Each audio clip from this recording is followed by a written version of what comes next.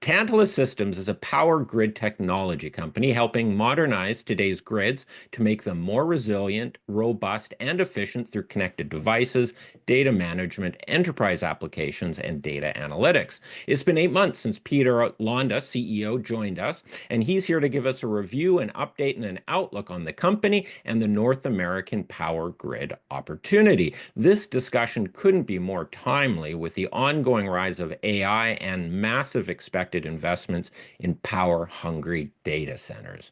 I'm Martin Gagel with Market Radius Research. It's Wednesday, February the 12th. Please remember this is neither recommendation nor investment advice. We're here to learn about the company.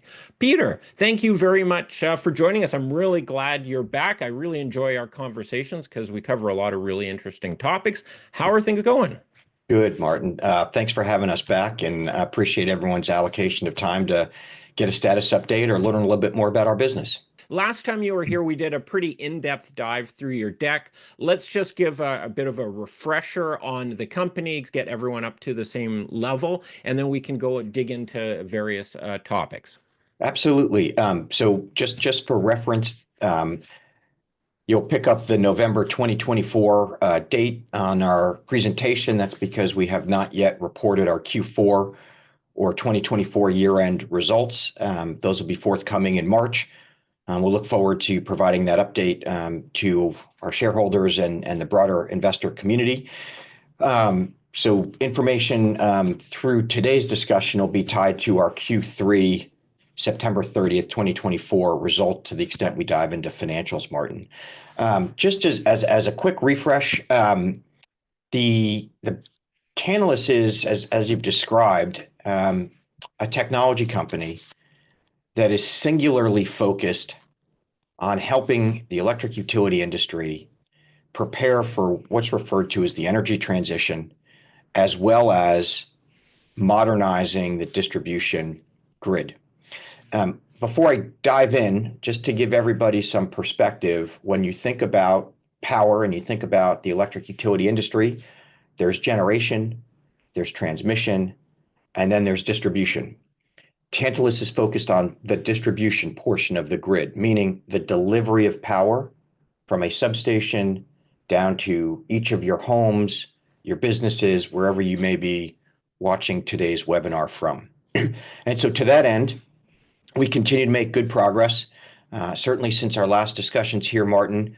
As you'll see, we now support over 310 electric utilities, the vast majority of which are based in the United States. So that's really our target market today. We sprinkle into Canada and the Caribbean Basin. Over 130 employees and fairly robust sales channel that continues to identify new opportunities for us to gain market share. From a financial perspective, again, as of September 30th, on a trailing 12-month basis, our revenue hit a near high at $42 million.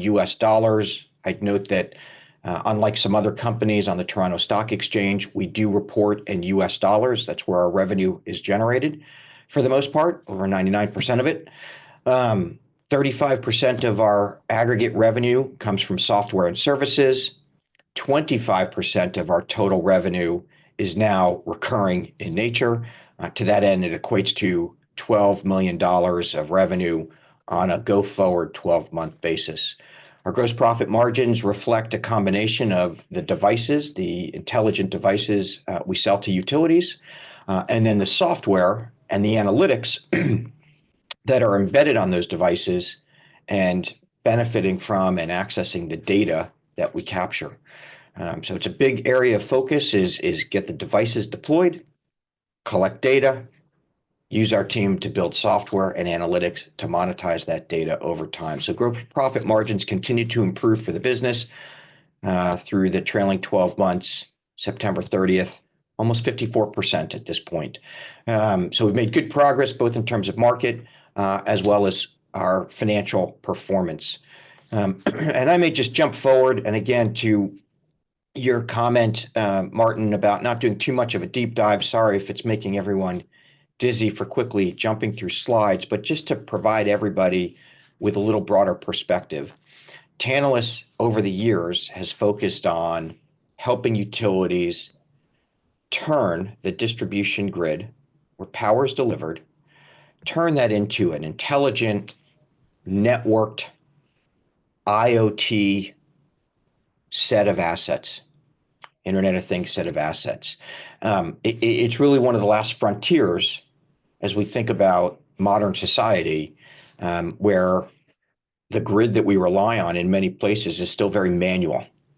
So what we're trying to do is help utilities turn those manual assets, analog assets, into digital assets that can be controlled and commanded with improved visibility as to what's happening. Over the years, we have focused from substation to meter, the meter being the cash register for the utility, the substation being the basis of how utilities deliver power to our homes and communities. Over the past several years, we've been investing heavily alongside an advisory committee of utilities to help utilities not just get to the meter, but to think through how to access and understand the impact of an electric vehicle, of an inverter for rooftop solar, of an inverter for a battery wall, or Tesla's Powerwall as an example, or smart water heater. And so we've been working in partnership with 9 utilities as an advisory committee to develop the TRUSense Gateway. That's the device in the middle of this page. The good news is, since our last time together, we've got 3 versions of this product that are now fully developed, certified, and in production and driving revenue for our business. The device is first of its kind, and it will enable a utility to go from their substation, their supervisory control capabilities, all the way down to the individual asset behind the meter to really help improve the reliability and the resiliency of the grid that we rely on every minute of every day. So that's a snapshot of what we do. It's a combination of physical devices, capture data from those devices where we do a ton of sensing, and then take that data and churn it with machine learning, with analytics tools, and with software capabilities to really help the utility understand why things are changing, where they have vulnerability, where assets are stressing, how behavior patterns have changed. Example, as I've purchased an electric vehicle and start charging that vehicle at my home. So it's really intended to help utilities improve resiliency, reliability, and efficiency.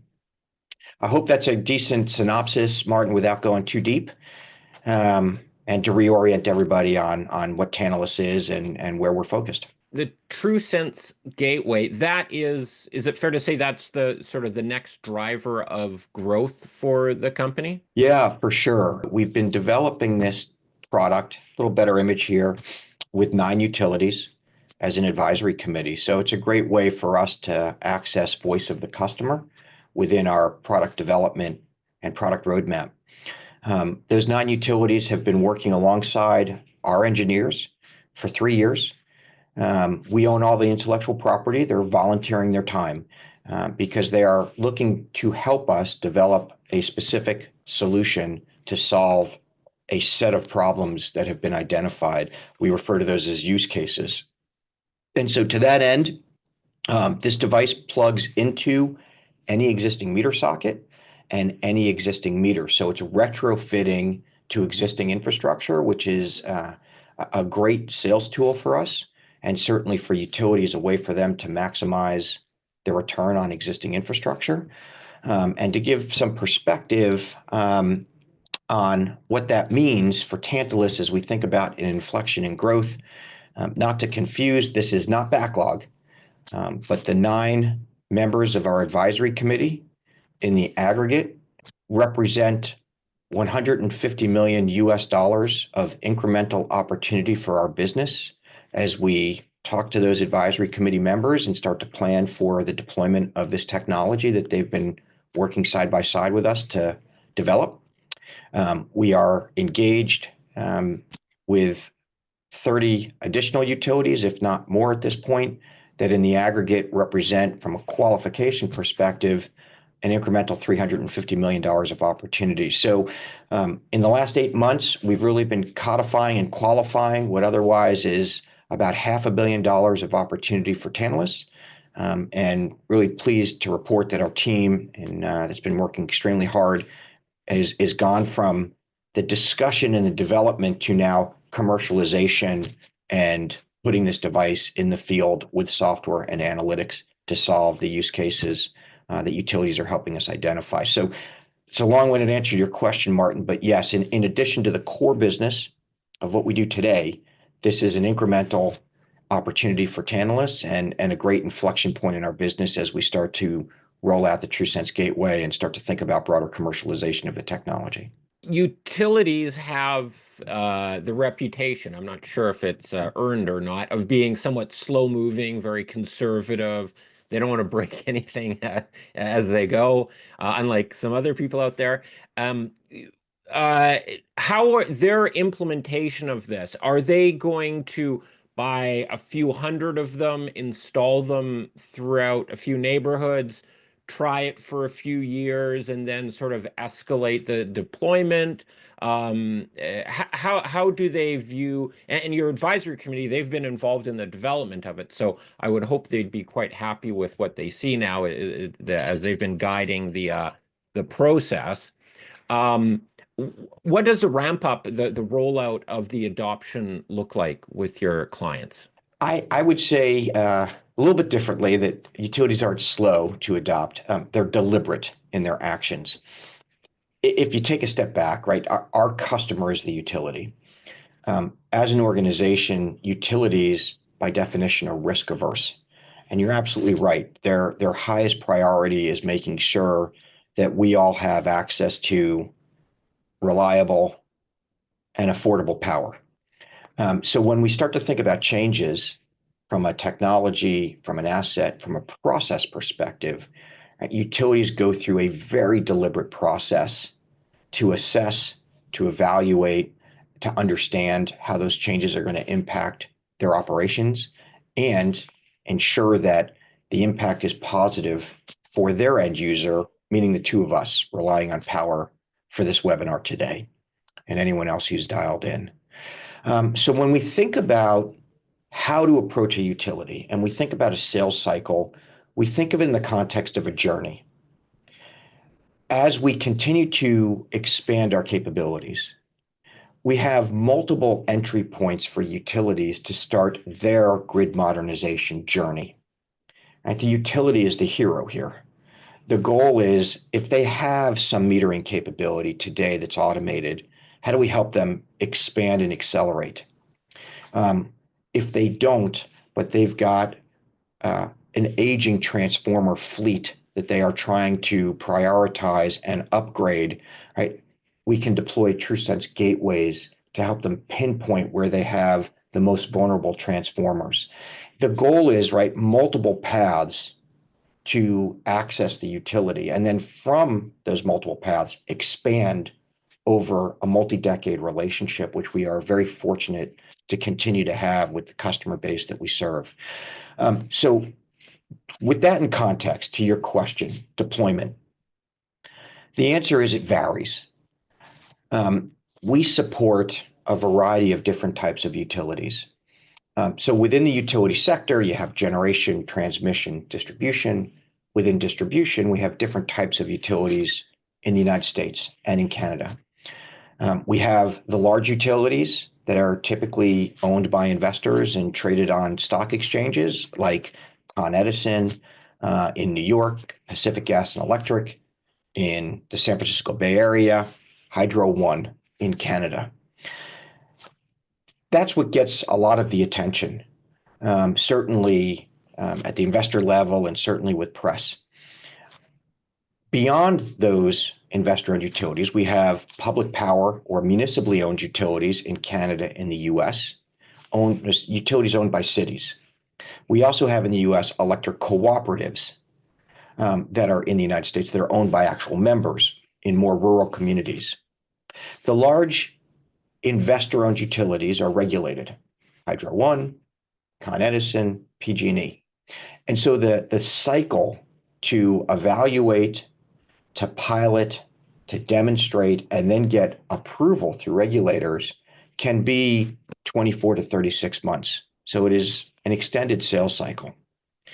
Public power and electric cooperative utilities are not regulated by state regulators or provincial regulators per se. And so they're making business decisions. And so the sales cycle there, particularly when we're retrofitting into existing technology, right, we can shorten that sales cycle to drive growth for our business and our shareholders while we're simultaneously chasing the big whales with our new stuff. And so what we'll see is, and I'll be very specific about it, within the 20 plus utilities today that are starting to deploy the TRUSense Gateway, we have some utilities that are in aggregate, what we anywhere from 500 to 1,000 devices for different use cases. We have some utilities that are looking at 80,000 to 100,000 devices.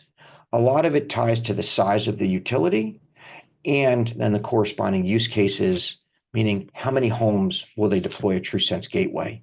1 to 1, meaning for every home a TRUSense Gateway, 1 to 10, maybe 1 to 7, for every transformer, pole top transformer, a TRUSense Gateway, 1 to 40, for every circuit, one transformer, one TRUSense Gateway. So it really varies to the utility.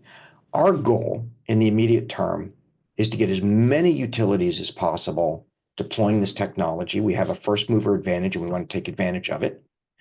And then as we get devices deployed, whether it's the utility that's going to deploy a few hundred, a few thousand, or tens of thousands, right, is to get it entrenched in that company and get it entrenched in their processes. Because from there, we can expand, whether it's more devices or more software based on all the data that our devices are capturing.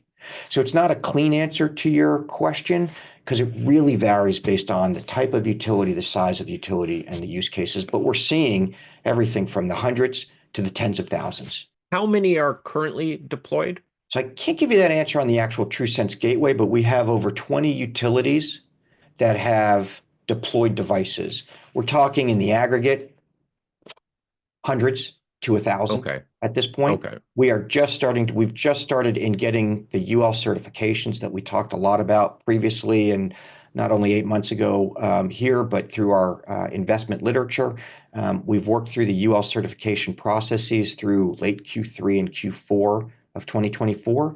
From there, we activated production. And so the first devices are actually just rolling out in the field today. You have all of your certifications in hand now. There's no certification barrier to at this point. We are fully focused on manufacturing and deploying and selling at this point in time. Correct. The certifications are all behind us and secured for the fiber, the Ethernet, and the cellular versions of the TRUSense Gateway. And we have All all right. three of those versions being sold today and all three of those versions being deployed in the field today. And what's the ballpark value per unit for you? Do you like your rough, let's say the list price? Yeah, so there's a bell curve. Okay. What we're modeling is about $500 per device, an incremental $50 in software for the software that's embedded on that device, the license, and then about 22% annual maintenance on that $50 per device per year. So we'll see that range.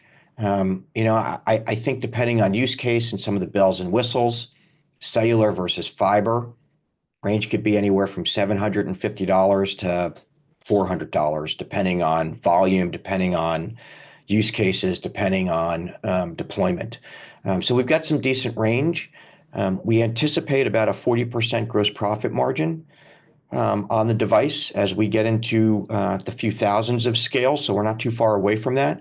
And then as these devices are deployed in the field, there's recurring revenue for the software that's on these devices every year. That's what drives our recurring revenue, much like our existing capabilities today. And so when we think about the aggregate gross profit margin over the life of the device, right, we're getting closer to 55, 60+% over a 10-year period. There's been a lot of news historically about the smart meter. Are Mhm. you in competition to the smart meter, or the way your sort of fits in between the house and the meter itself, are you an add-on to it? You provide additional functionality. So yes and yes. Okay. I'll give you, if everyone can look at their screen momentarily and away from the slides, here's an example of the device, the edge computing device that we build. The one in my hand looks a lot similar to the TRUSense Gateway on the screen. This happens to be embedded onto plastics that get inserted into an Itron meter. We don't build the meter. So this would be the face, glass on top, metrology, meter from Itron in the back. So we do play in what's been referred to as the smart meter sector. To that end, we partner with three of the largest meter manufacturers in North America. Itron, Landis+Gyr, and Aclara are our three meter partners, where our edge computing is getting embedded into their devices, into their meters. We compete with those three meter vendors as it relates to, and if we draw our attention back to the screen, an apology for the use of the mouse, but hopefully it's coming across, right? The meter itself. We don't sell the meter. Itron will sell the meter. We're selling the intelligence, the communications, the software, the analytics, the services that go with a broader smart metering initiative. And for us, we see a good wave of growth for our business as the early adopters of smart metering are migrating from a first generation deployment to now a second, or in some circumstances, even a third generation of technology where we sit today from where we were 15, 20 years ago. And so to that end, that may be the path into a utility. That's sort of where we've been able to gain traction. Where we get excited is, to your second half of your question, we're not dependent on a smart metering solution. And I'll give you a specific example. Here in the state of Connecticut, where I am today, we are supporting one of the two investor-owned utilities in the state. The utility is named United Illuminating, publicly traded on the New York Stock Exchange, and a division of Avangrid, big utility organization out of Europe that owns, I think, 7 or 8 operating units in the United States, United Illuminating being one of those 7 or 8 operating divisions. In the circumstance with United Illuminating, they selected and deployed a smart metering system about 5 years ago. That system does not support current day initiatives that the state regulators in Connecticut are trying to pursue. The integration of distributed resources, as an example, more granular control of load to shave peak demand and reduce costs, preparation for storms, preheat water, preheat a home if there's electric heating, pre-cool a home with air conditioning if there's air conditioning in the house, pinpoint where transformers are stressing because electric vehicles have surfaced. And so their legacy smart metering system doesn't support any of that. Their legacy smart metering system does a very good job for billing and does a very good job to notify the utility where an outage may have started. But it doesn't do all these new initiatives that we see here in the state of Connecticut, and we see that emerging across Canada and the US. This is where the TRUSense Gateway comes into play. And so with United Illuminating, the utility doesn't have to touch that meter. They don't have to replace the meter.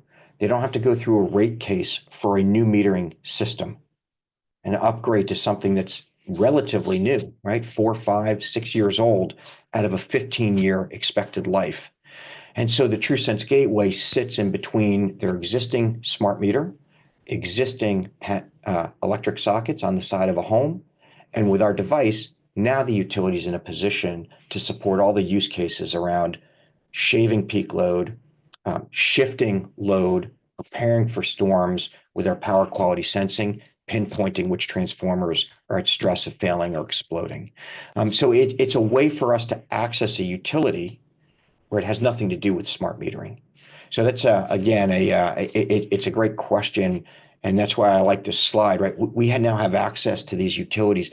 We're not dependent on a smart metering upgrade, if you will. There's a number of things that we can do to help the utilities modernize their grids across whatever their journey may be.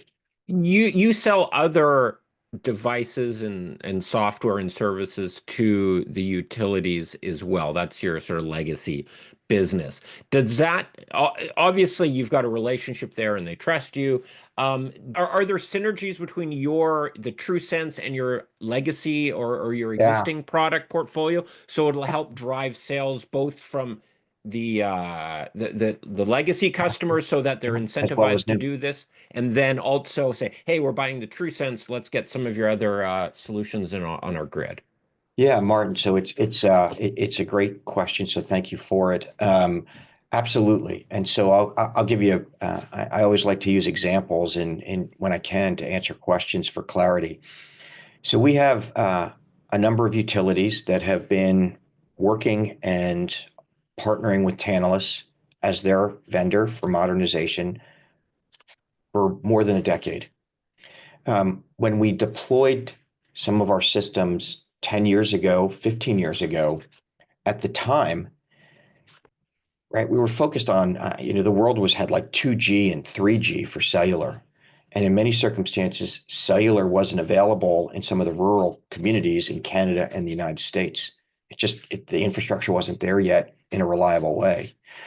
And so for some of the utilities that have partnered with us for a long time, we deployed a wireless network for them using a radio frequency in the band of 220 megahertz. I don't mean to get too specific, but think of the 220 megahertz is a radio frequency.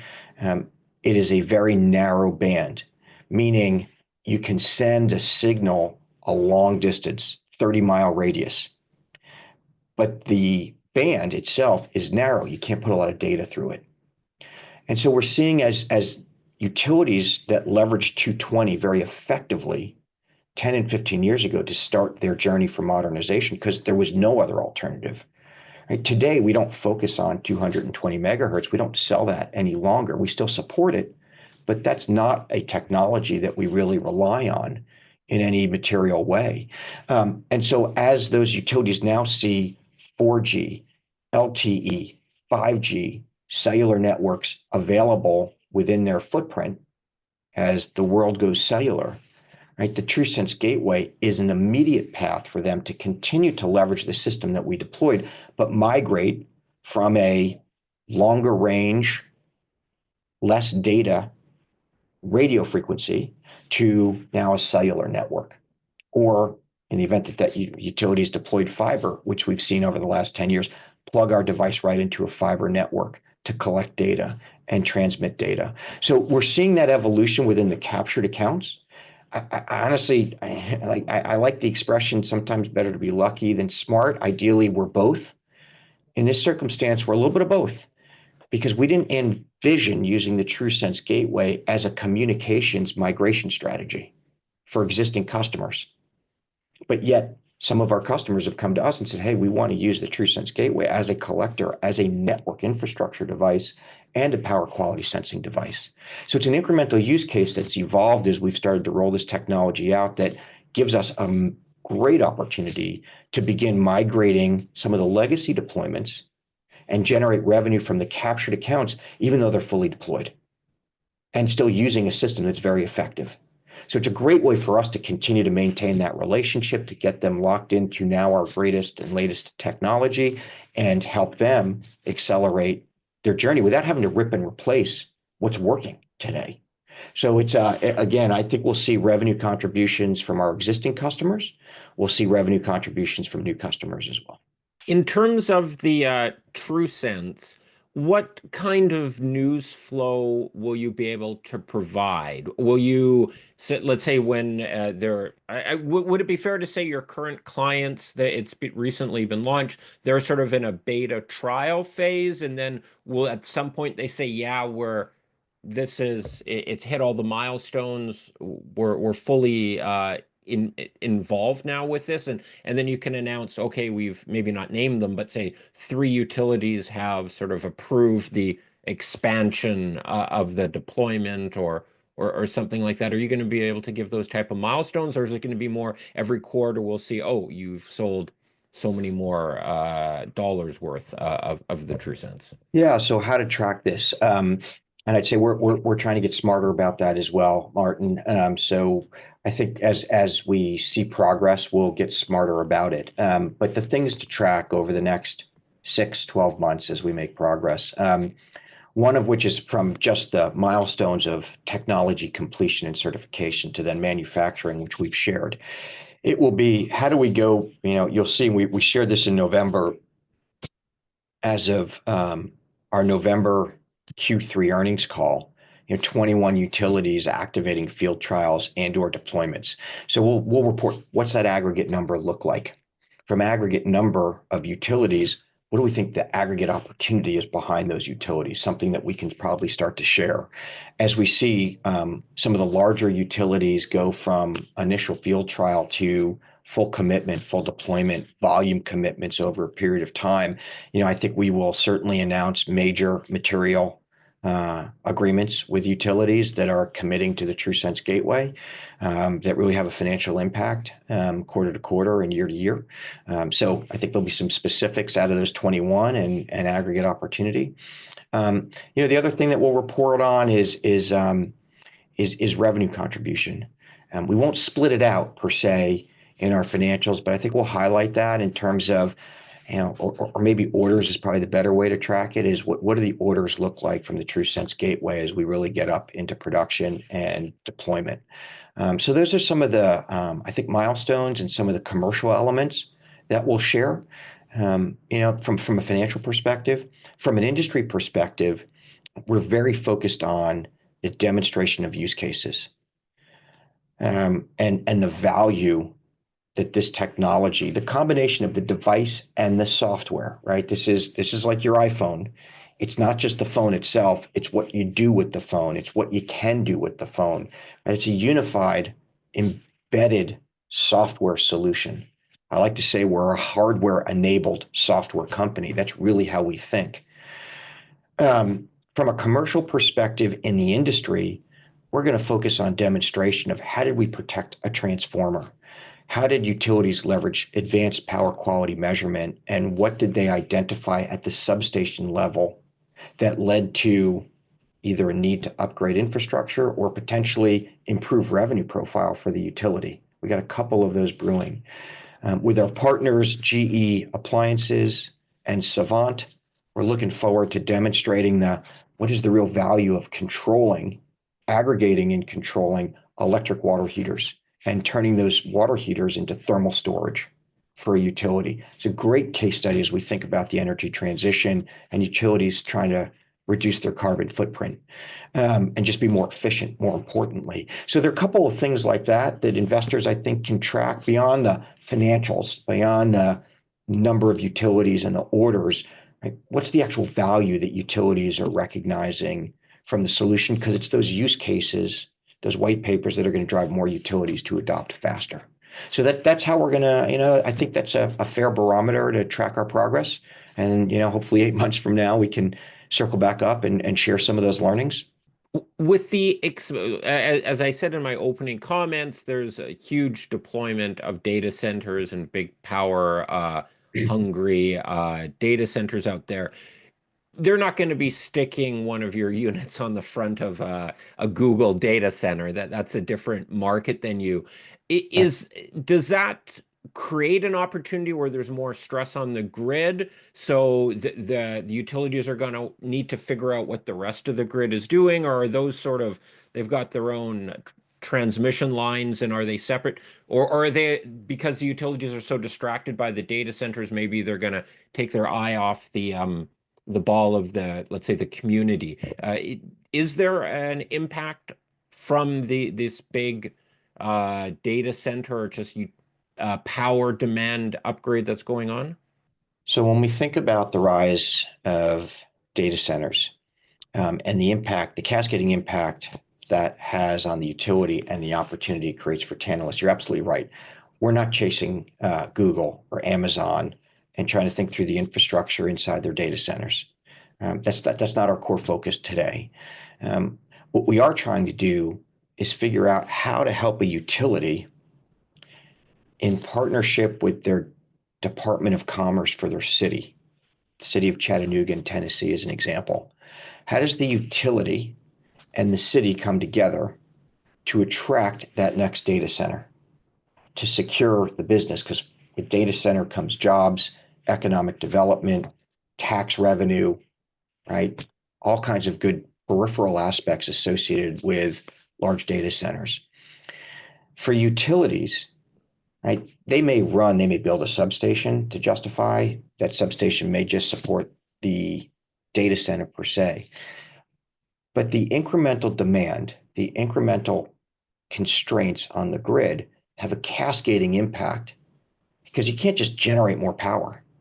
Right? Notwithstanding what's happening in Washington, D.C. today, we're not just going to activate nuclear power everywhere.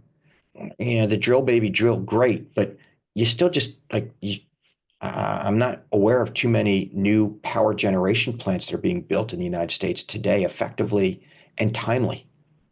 So where our focus is as I point to this in particular, is addressing what we see as the rising problem and imbalance between the supply of power at the distribution level and the demand of power at the distribution level.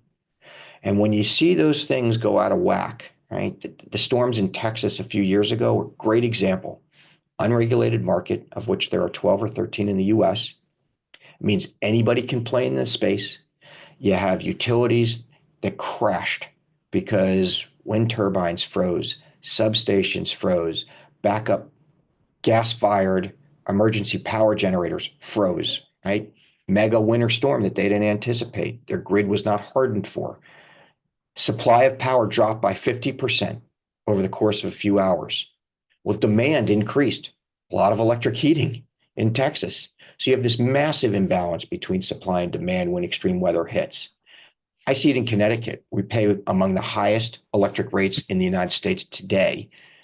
Massive imbalance between how much power we consume versus power that's available in the state. And so where we're focused is how do we help the utility leverage technology, ours, to ultimately shift peak load, to identify when they're going to have those imbalances, predict imbalances coming, right? Higher demand, lower supply. How do you get ahead of it? How do you shave peak load? How do you transition load by pre-cooling or preheating, as an example, for 5, 6, 7 hours a day? And so that's where we're focused. To that end, we had a couple great statistics, right? The data centers are coming. For the first time in 50 years, the amount of electricity, right? The growth, the demand of electricity is actually increasing.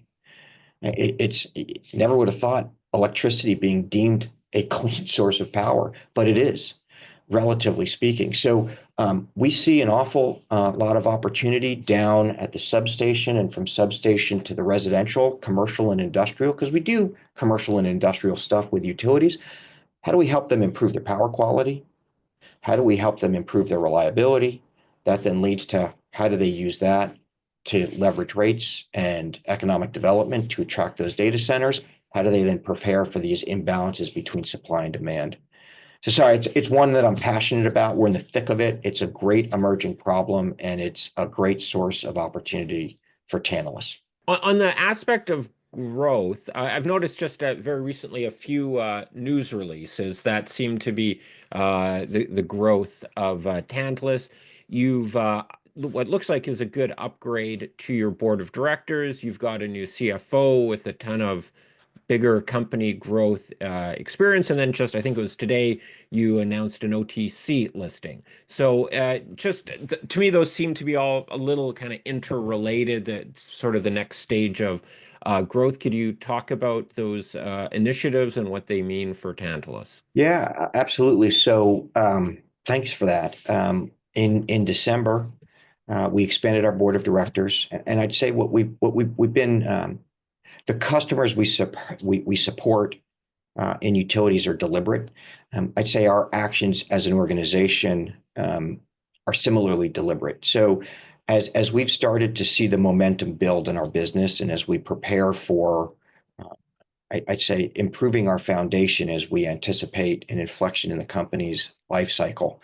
We were really fortunate to attract and announce in December the addition of Christy Honey and Dave McLennan to our board of directors. Christy joins us after serving as the Chief Information Security Officer for Ontario Power. When we think about digitizing the distribution grid, when we think about automating, right, very focused on cybersecurity. And Christy joins us as effectively the cybersecurity expert at one point for Ontario Power. She's now a city manager for city in Ontario, but a great depth of knowledge around cybersecurity, which bodes very well for how we think about it and how we educate our customer base on it. So there's great depth there. Dave joins us. He was now retired, but formerly served for an extended period of time as the CFO of Sierra Wireless. For those that may have tracked the network industry, it's not too similar. It's somewhat of a similar journey that we see here at Tantalus. We started as a network company. We've expanded beyond networking for utilities to really broader modernization. But Dave had the experience of watching Sierra Wireless sort of just as an early entrance into networking to the 800-pound gorilla that it became. To that end, the Sierra Wireless cellular card is going into our TRUSense Gateway. So we're actually a customer now of Sierra Wireless as it relates to leveraging cellular capabilities and networking capabilities in our TRUSense Gateway. So to get Dave's level of expertise as the CFO of a multi-billion-dollar global business, it'll bolster our audit committee for sure, and it'll help our team really think about capital allocation and capital prioritization. So really fortunate to have those two join. And then incrementally, we announced last month the addition of Azim Lalani, who has joined us as CFO of the company.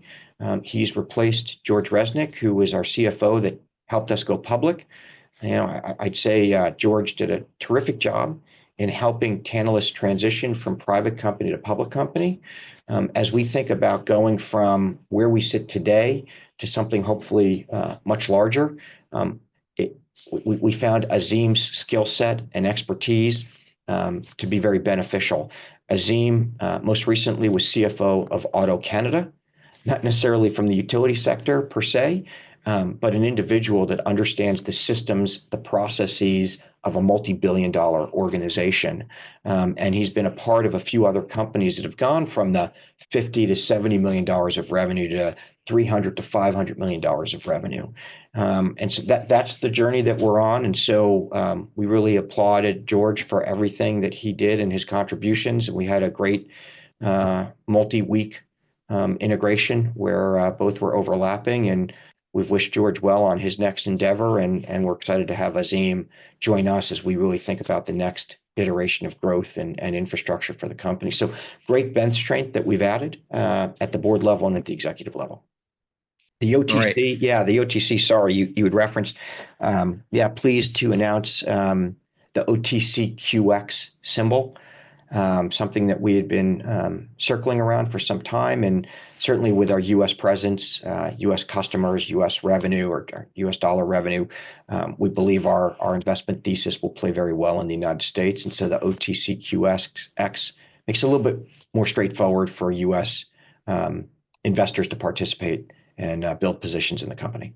With the next stage of your growth here, you're getting some U.S. exposure? Are you going to be working hard to get U.S. investors on board and aware of the situation? As we both know, there are not a lot of ways to play the sort of the grid modernization angle as an investor. There are a few very large companies, not a lot on the smaller and on the mid cap size, very limited pool. Are you going to be putting a lot of effort to get the word out on Tantalus? Yeah, we leverage Adelaide Capital and Deborah Honig on our investor relations side, and I'd say on our behalf, Adelaide has been expanding outreaches into the United States. Azim Lalani, as new CFO, has a lot of experience in working with U.S. investors, as do I, from being from the U.S. and starting my career in investment banking. And I'd say Dave McLennan is CFO of Sierra Wireless, publicly listed in the United States. So at one point in his career. So I think between the four of us, Deborah, Azim, Dave, McLennan, myself, I think we'll certainly be a little bit more active than we have been in pursuing the U.S. market, or the U.S. investor, I should say. And from our perspective, yeah, there's scarcity value in Tantalus. We are one of two or three pure play companies that are focused on the modernization of the distribution grid. They're much larger companies like GE, or Siemens or Hubble, right, that have a division that's focused on the distribution grid, but they're conglomerates. So I think there's an opportunity for us to get the word out about what we're doing, and certainly as we continue to gain traction and progress from a financial profile perspective. You mentioned at the beginning that your revenues are largely in US dollars. You report in US dollars. On the expense side, this is a bit of a two-pronged question. Are your expenses US dollars as well, or are there Canadian expenses there? And then the Canadian aspect of the business, or just in general, are tariffs going to impact your business and your manufacturing of devices? Yeah, so the majority of our expenses are Canadian dollar. The majority of our headcount is in Canada. And so we've got a nice natural hedge right now with the way the US dollar's moved relative to the Canadian dollar. And so we're getting an uplift as a result in terms of operating leverage in the business. We prior to initiating the TRUSense Gateway, Tantalus delivered 18 consecutive quarters as a small company. That's not an easy feat, but 18 consecutive quarters of positive adjusted EBITDA with a high water mark of about 10% adjusted EBITDA margin. We deliberately went into the red as we were expensing the R&D associated with the TRUSense Gateway. Almost $15 million of expenses flushed through the income statement over the last 2.5, 3 years. So as we get to commercialization, we've started to see our reversion back to positive adjusted EBITDA. And so some of that uplift is just foreign exchange benefit. It's small, but there's still some. The balance of our trajectory towards positive adjusted EBITDA is really tied to the commercialization of the TRUSense Gateway. So that's question one on foreign exchange, and as it relates to tariffs, it's a moving piece. I like to joke that it was a one-day global trade war on February 3rd with tariffs activated and then suspended the same day. We do not produce our products in Canada. Our devices, the TRUSense Gateway, our edge computing module that I had in my hand, they're made in the Philippines with our contract manufacturer. They are product of the Philippines. And so they enter the United States from the Philippines and go directly to utilities. So we don't see exposure to the hysteria that was created on February 3rd at this point. With that said, I think there are a lot of unknowns about what may or may not unfold between Canada, the United States, and Mexico here across North America. So we're watching it, but as it sits today, we don't anticipate disruption to our financial performance because of those tariffs.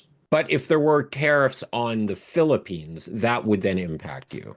Yeah. So if there's there's been talk of a global tariff, 10% on any import into the United States. We're susceptible to that. We don't build in the U.S. today. Ramping up U.S. production facilities would not only take some time, it'd be expensive. It would impact margin more than the tariff itself, I think. We are evaluating how to expand, I'd say, our capabilities in the United States in the event that that's something that needs to happen long term. I don't want to be tongue in cheek about it, but the Philippines happens to be one of the few places in Southeast Asia where the United States heavily depends on military bases for the South China Sea. I don't see any rationale, but on why we would try to impact the Philippines economy. Yeah. We mean the United States, but who knows?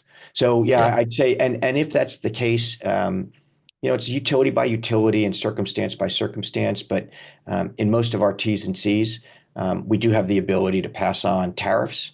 Whether we do that is a different discussion. You mentioned that you've been expensing your development costs for the TRUSense. It's been $15 million. That's, I would guess, tapering off right now. I would guess there's some ongoing software development and general continuation of it, but that's to a much lesser extent. Is that fair to say? Yeah, absolutely. And we've been reporting on this. We've been distinguishing sort of we're not eliminating our own engineering staff because the TRUSense Gateway is done. Our engineering staff is now turning its attention to other initiatives to drive long-term growth for the company and for our shareholders. The external expenses is what goes away. The certifications, the third-party contractors, the test labs that we've had to access to get this product fully certified. In the aggregate, probably $1.5 million on a trailing 12-month basis. Probably $2 million of external expenses that go away that, on a like-for-like basis would drop directly to the adjusted EBITDA line. So that's why we're seeing the trajectory back towards positive adjusted EBITDA, and that's why we don't give guidance, but we've remained kind of committed to it. It's funny, some investors are very focused on a small company, thou shalt be in the black with adjusted EBITDA, and there are other investors that say, you got a $500 million opportunity, a first mover advantage. Why aren't you doubling and tripling the amount of spend on sales and marketing to drive growth of revenue? It's a balance.